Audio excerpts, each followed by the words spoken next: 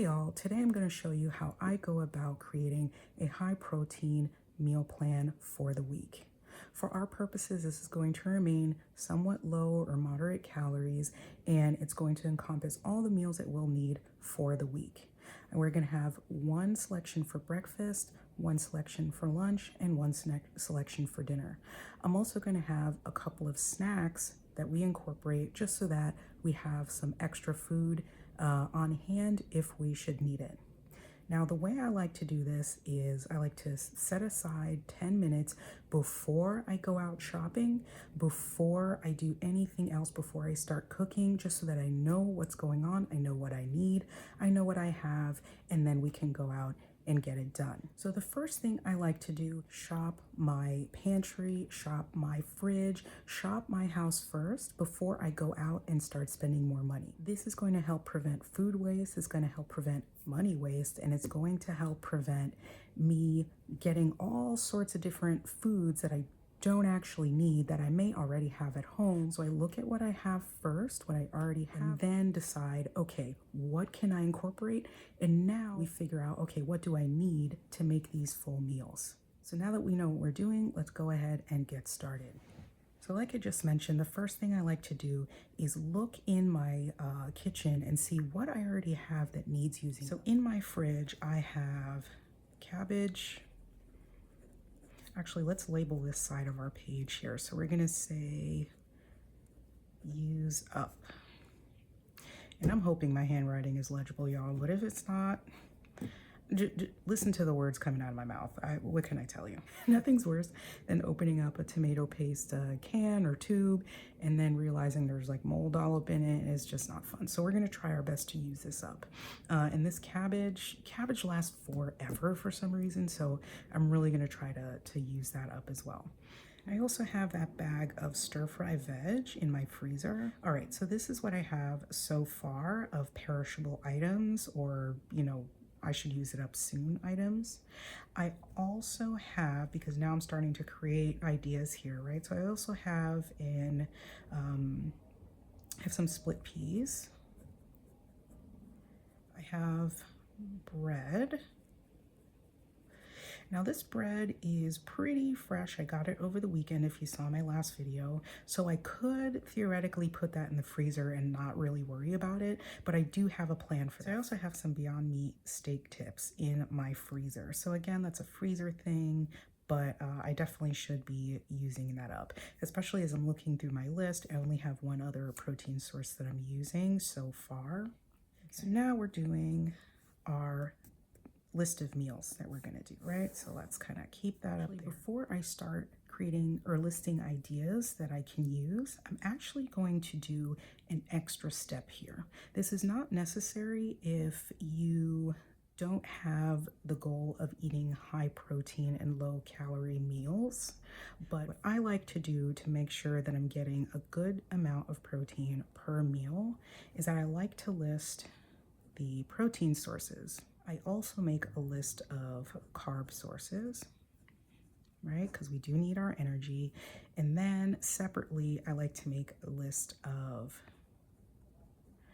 vegetables, right? Obviously, you're gonna get carbs and sometimes even protein from your vegetables. So kind of just adding that there just for ease. And also, I don't have more space. Finally, snacks.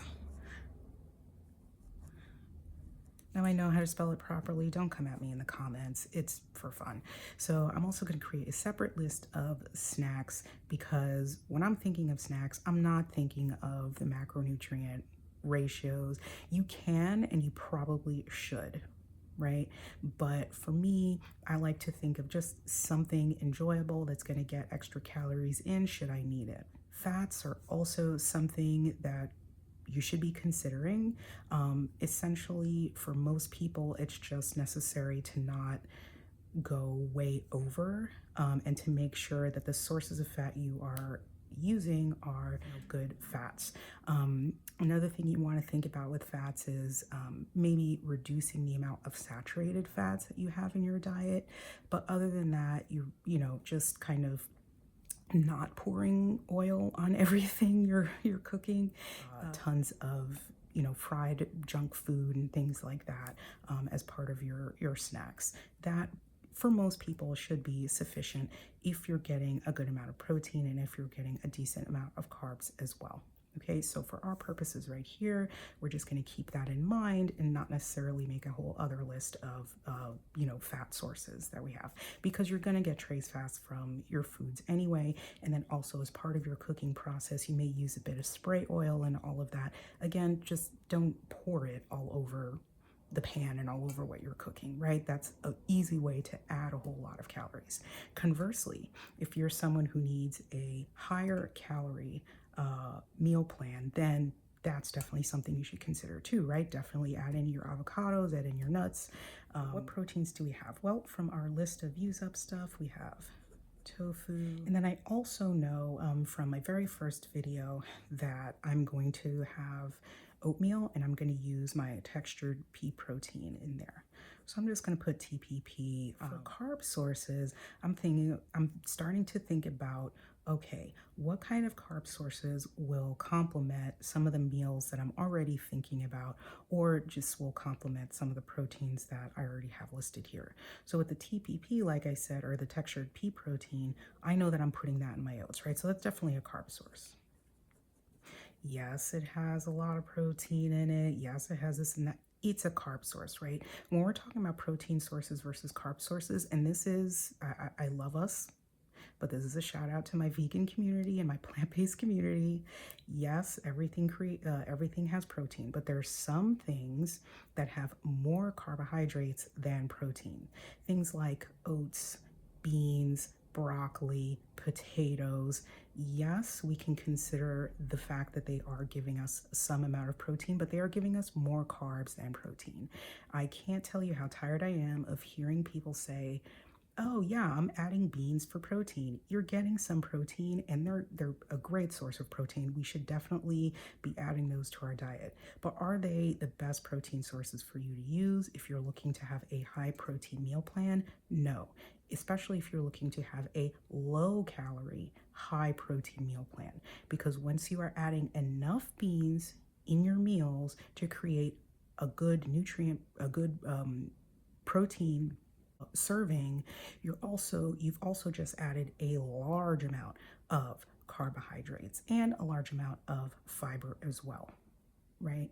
So nothing against fiber, but if you're already kind of incorporating a lot of these things throughout your day and your week, I mean, it gets to a point where you just have too much damn fiber, okay? So let's keep our protein straight and let's keep our carbohydrates straight, right? Not demonizing any macronutrient here, but we just have to be conscious of how much we're getting from these different sources. In any case, I do have a bag of potatoes. I'll squeeze that in here. Split peas. Okay, again, like I was just saying, split peas, yes, they're going to add a substantial amount of protein, but they're adding more carbs than protein, so that's why we're keeping that here. I like to think of carb sources that also give us protein as a little protein boost as opposed to our main sources of good high quality protein. All right, please keep that in mind if you are on a plant-based diet. Actually, in my grocery haul video, I forgot to mention I got a big box. I believe the brand is called Nature Valley. They make some really good low calorie bars. It's like a fruit and trail mix or something like that. I forget what it's called, but it's really good. I believe it's less than 200 calories, something like that. So and it's also just delicious. Like I wasn't really looking at that when I bought it, but when I got it I was like, oh, this is low calorie. Hey, great. I also have that one lonely sad apple that I have. Okay, so I also have protein shake. And for my veg, I'll just kind of do this so we can see that there. For veg, I have my chard. Okay, that's a good side veg to have. I also have green beans in my freezer. So, see, this is where my penmanship starts to really fail, y'all. Oh, goodness. Okay, so, but you see what you see the vision. That's fine. But in any case, what I'm doing here is just creating a list of things so I can start seeing what kind of meal and actually the most important part of this kind of list is really honing in on what proteins I'm using and then making a list of the sides that I'm having, or how to fill out the meal entirely. And then I also think that having a snack list is really helpful so that you know what your go-to things that you are going to grab throughout the week to kind of fill that up, right? Obviously, if you have more food, or if you go out to eat or whatever, you're not off plan, you're not doing something bad, you're not cheating, any of that. It's just, this is what we have planned for ourselves, and then there's always other things that you can do. You're not restricted to this. This is just helping you not have to worry about and thinking about, oh gosh, where's my meal going to come from? Let me just go through the drive-through, right? So now let's start creating our meal plan. So like I said, for our purposes here, we're just going to have one selection, but obviously you don't have to have the same lunch all week. Again, we're just planning. We're just making a plan. It's not a mandated thing that you must eat these meals all week long. This we already know. We already saw that video. So I know all the other things that I'm going to put in there, so it's not necessary for our purposes here. So I'm going to actually make two options here, and then once we start cooking, or once we make a decision on the dinner and snacks, and we can sort out which one we're going to go with. So that's one thing that we can do. We can have a tofu sandwich because we have the tofu and we have the bread, and we do actually have, see, this is where I start remembering all the different things that I have. We do have that lettuce there, so I'll just make a tofu sandwich, and then I'll have some soup on the side, actually, because I'm going to make that split pea soup. Alrighty. Another thing I can have for lunch, right? So we've kind of already figured out what to do with this protein source, so now we're trying to figure out what these. So we could have some Beyond Steak. Oh, steak. Hello, I can spell. And potatoes. All right. So that's kind of boring, just steak and potatoes. So what else can we have? Well, we have some chard, we have some green beans.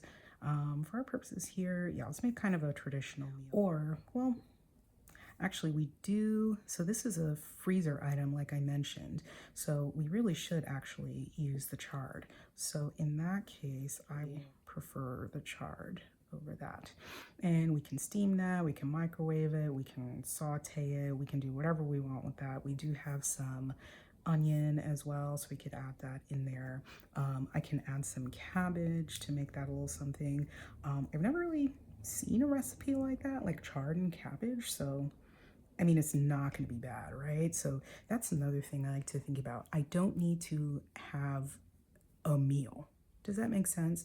It doesn't have to be like a meal with a name and all this sort of, like something that you would find at a restaurant.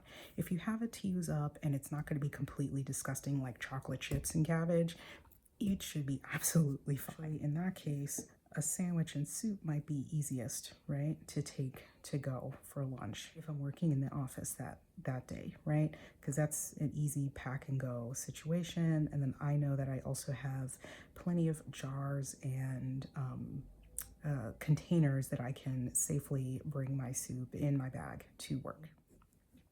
See, I've kind of already made a decision on that as well.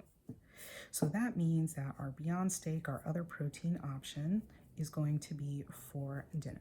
These Beyond Steaks, as I mentioned in my last video, this is really quick and easy to prepare. So is this. I can throw both of these in my air fryer. So now I just need a veg side.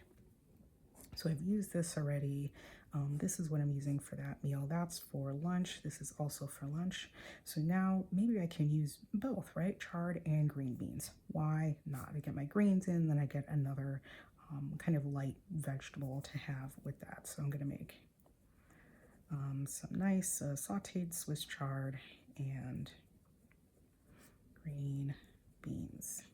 Okay, so in this case, I've used pretty much everything up. I'm going to list my snacks here. I know for sure that I'm going to use all of those snacks. It's a break time. So something you've kind of seen me through my process here consider is the fact that some meals need to be portable and some meals don't, right? So when I was talking about my lunch, I am considering the fact that I do have days that I work in the office, and then there are some days that I don't. Both my breakfast and my lunch are really easy to just take on the go if I'm rushing out, and then also something that I can just microwave or eat cold. The overnight oats, you saw me prepare that, so I'll be able to eat that at work with a spoon, just keep it going. It's actually also in glass, so if I prefer it warm that day, I'll be able to microwave that in the work microwave. And then for dinner, I mentioned already that these are very quick to prepare. This I can even, like these two things I can, actually I could throw them in the air fryer as well, but for the chard, I'll probably just microwave that or maybe saute it or steam it for a few minutes as everything else is being prepared in the air fryer. And even the green beans, I can throw that in with the potatoes of the last 5 minutes so that that's thawed out and perhaps even a little crisp. And there you go. That's how you create a high protein, low calorie meal plan.